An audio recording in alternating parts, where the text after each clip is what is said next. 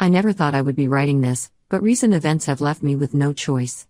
I, 28F, come from a middle-class family in the suburbs of Chicago. My mom died in a car accident when I was 2, leaving my dad, 58M, to raise me alone. The accident happened on a rainy night when a drunk driver hit her car head-on. Dad never really talked about it much, but I know it broke him. Despite his grief, he worked hard as a real estate agent to give me a good life. Growing up, it was just Dad and me.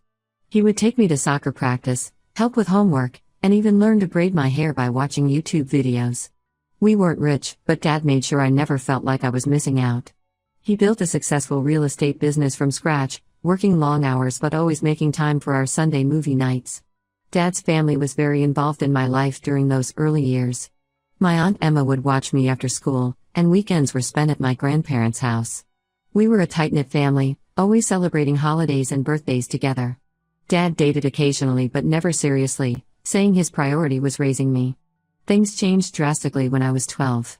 Dad met Amber, 45F, while showing her a house. She had recently divorced and moved to our area with her daughter Amy, 16F.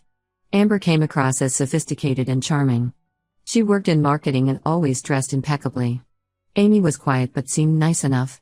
Dad and Amber started dating, and it felt like a whirlwind romance. Within 6 months, they were married in a small ceremony. I was happy for Dad at first. He seemed to smile more, and Amber appeared to make him happy. She would cook elaborate meals and organize family outings. I even started to think maybe having a stepmom wouldn't be so bad. The problems started subtly.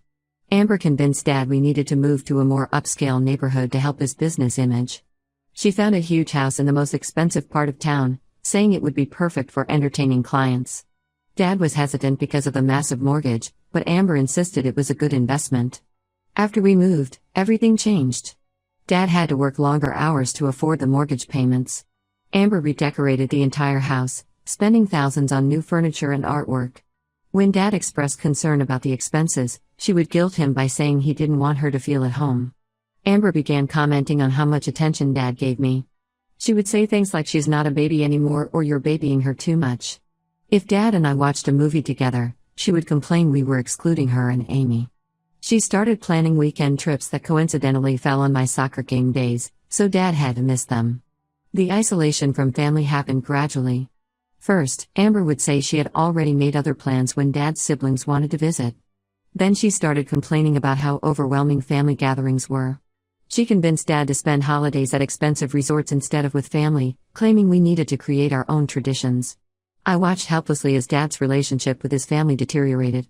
Aunt Emma would call, but Amber would say Dad was too busy to talk. Family dinner invitations were declined because Amber always had some excuse. Eventually, the invitations stopped coming. When I turned 18, I moved away for college to study psychology. Dad helped with tuition despite Amber's vocal protests. She argued that since Amy would need college money too, I should take loans. She would make snide comments about my expensive education and how psychology wasn't a real career. During college, my visits home became less frequent.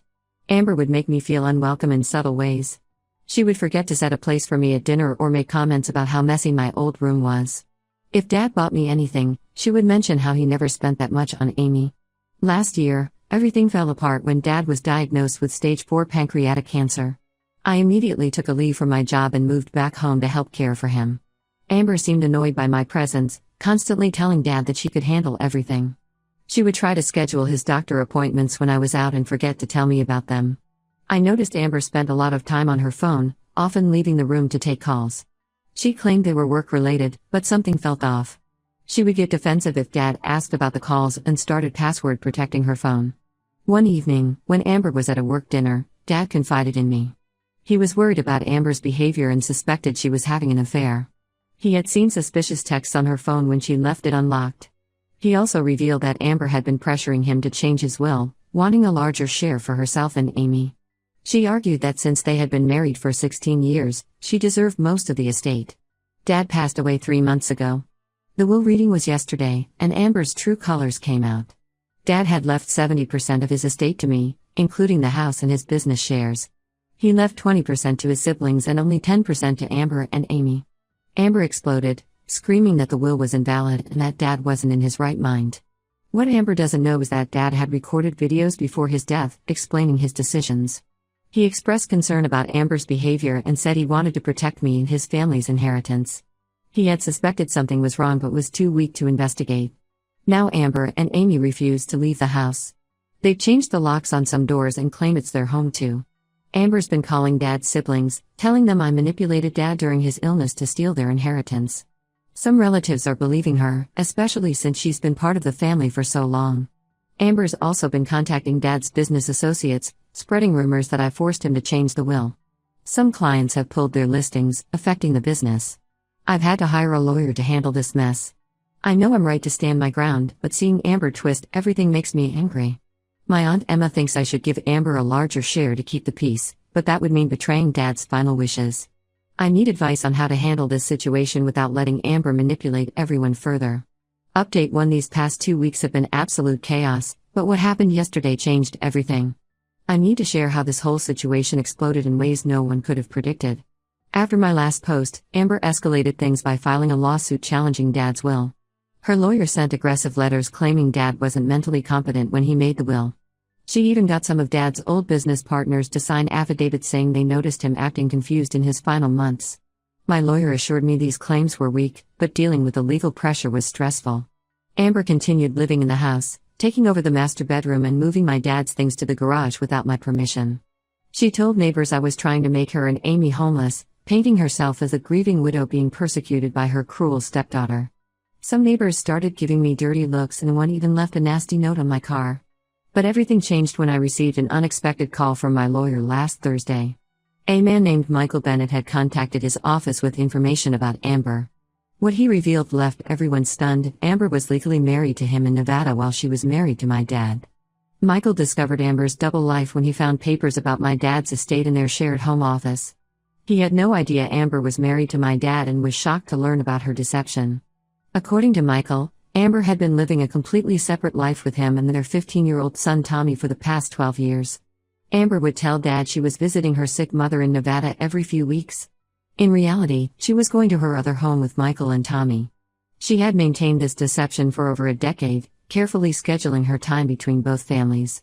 She even had separate phones and email accounts to keep her lives separate. When my lawyer met with Michael, he brought years of evidence, marriage certificate, joint tax returns, family photos, everything.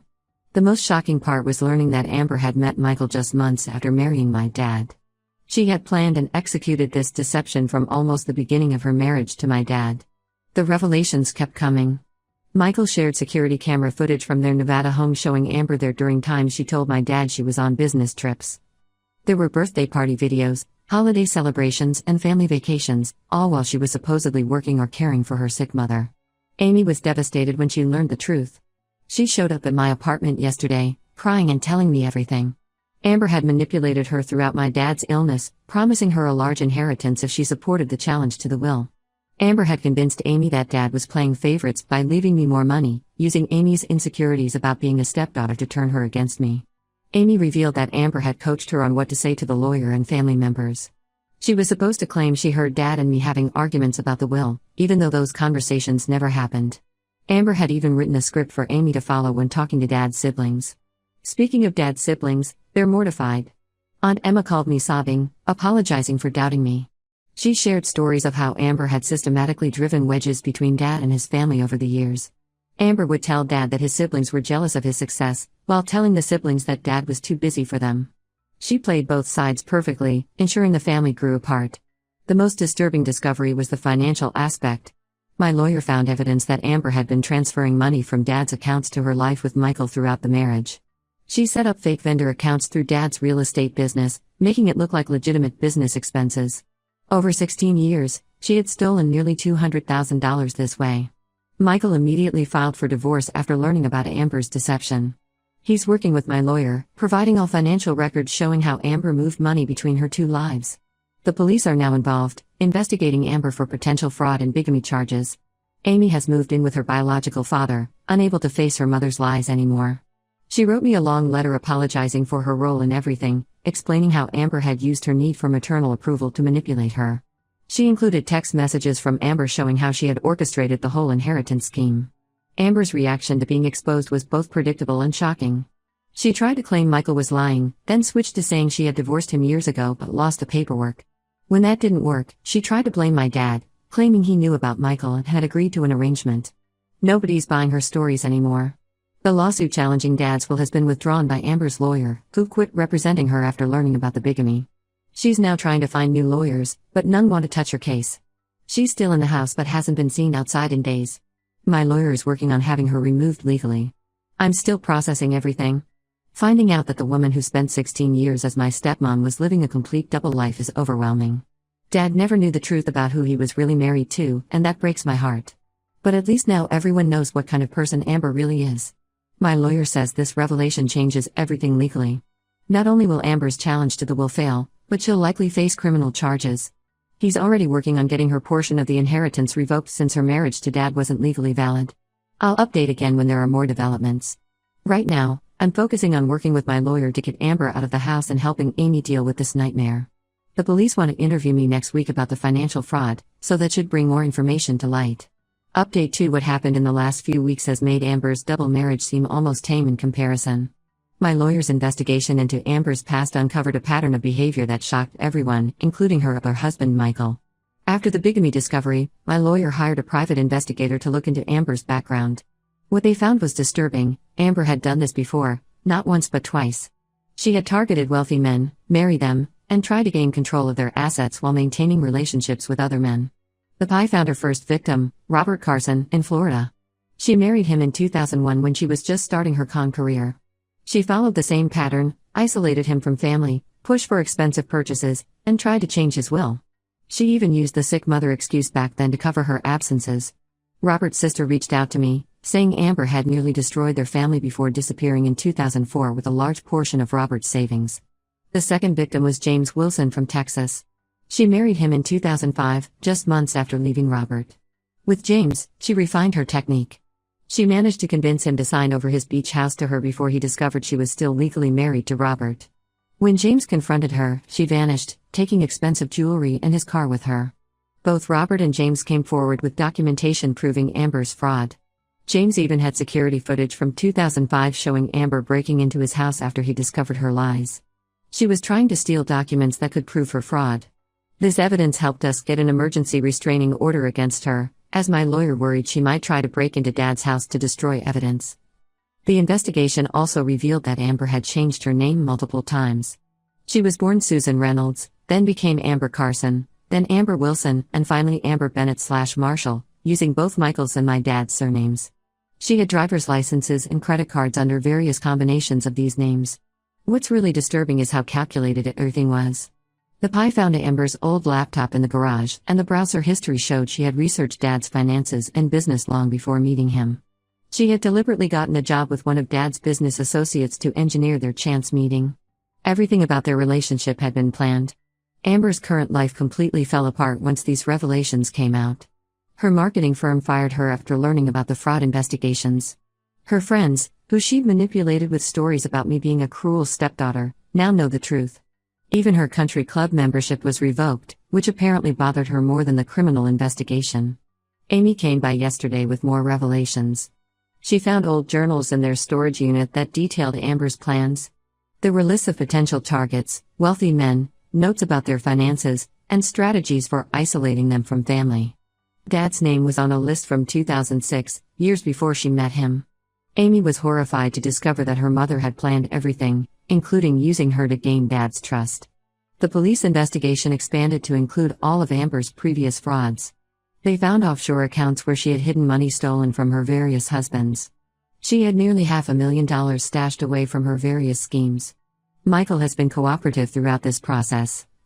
He's as devastated as anyone, having believed he was in an exclusive marriage with Amber for 12 years. Their son Tommy is struggling to understand why his mother lived a double life. Michael's lawyer is working with mine to trace all the stolen money. Amber's response to these discoveries was unexpected. Instead of running, she's trying to claim she has a mental disorder that causes her to create multiple lives. No one's buying it, especially since her journals show careful planning and calculations. She's trying to gather sympathy from anyone who will listen, but her reputation in the community is destroyed. Yesterday, the police found evidence that Amber had been planning her next target even before Dad got sick. She had already created a dating profile and was researching another wealthy businessman in a nearby city. She actually had spreadsheets comparing potential victims based on their net worth and vulnerability to manipulation. I'm still processing all this information. The woman who lived with us for 16 years, who I tried to accept as family, was nothing but a calculating fraudster. She played everyone, including her own daughter and the son she had with Michael. The depth of her deception is almost unbelievable. The criminal investigation is ongoing, and my lawyer says there will likely be multiple charges across several states. For now, Amber has finally moved out of the house, though only after the police threatened to arrest her for trespassing. I'm changing all the locks and installing security cameras, just in case.